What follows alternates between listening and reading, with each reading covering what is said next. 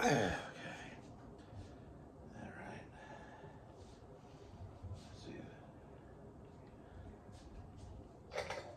Okay, so what we're dealing with here is an analyzation of Robert Zemeckis' Back to the Future by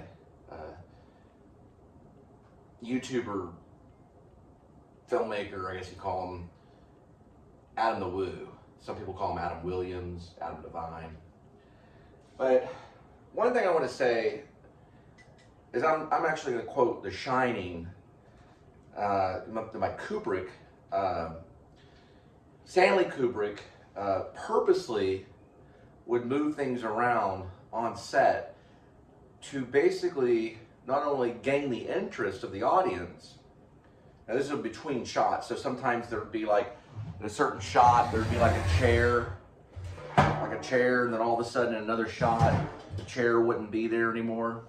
So all the things that are real or not real per se, because of the fact that there's movement in the movie and all of this information is going on in your head and your imagination will just accept it as real. Just like in the theater, when you see like a when you see a play or a theater play or something, your imagination will take over. It does the same thing in the movie house. So you can see that this is like a makeshift skateboard.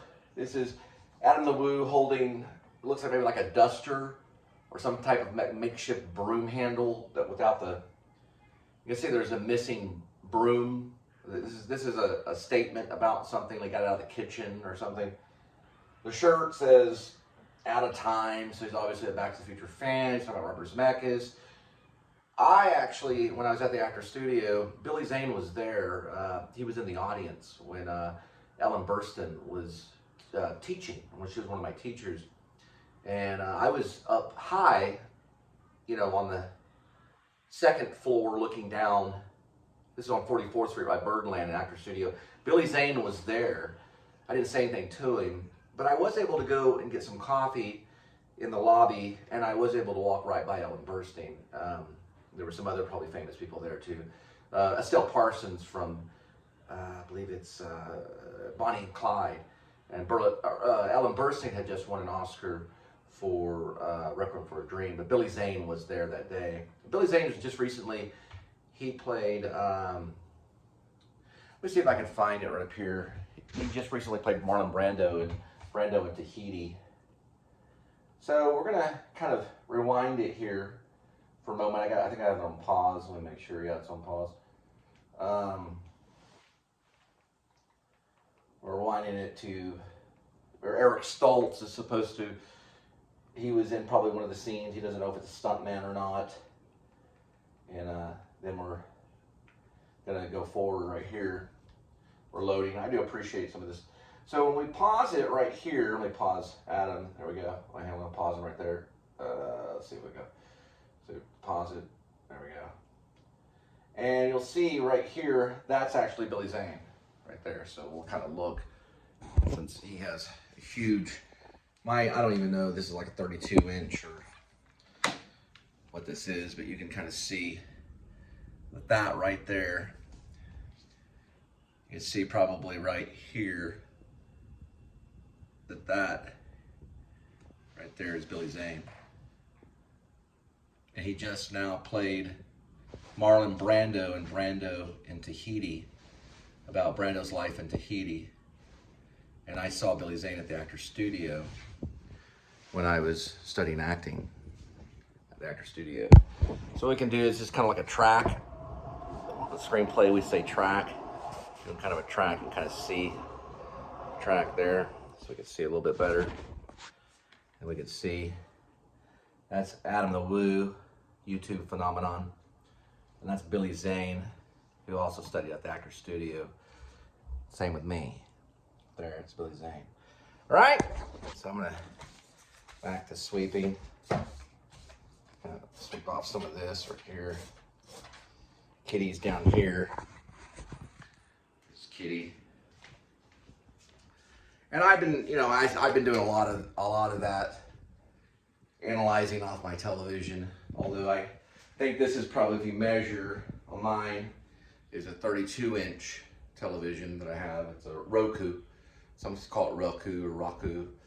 And then down there I've got a little. What's interesting about my, I don't know if you can see it down here, is I've got a sound bar down here. That's made by Philips. This company right here makes it. Philips. Is I can only access the phone, so I can play music off. It's kind of like my stereo system. I can play music from the phone if I watch something, but it does not. It's not compatible with this Roku device, so it does not. You know, I'd have to get other kind of speakers or something like that. All right. Okay. All right. We'll continue watching 58 minutes of analyzing Robert Zemeckis' manure scene and Back to the Future original with this guy. Another true story about Back to the Future while you're watching. I went to Pascal High School. Taylor Sheridan went there too. We were visited by a guy named Norm Alden, who was an actor in a scene when Michael J. Fox first arrives, or his character first arrives from the future. Well, it goes to the past. And he shows up, and the guy asks him, well, are you wearing a life preserver? Basically like a life jacket.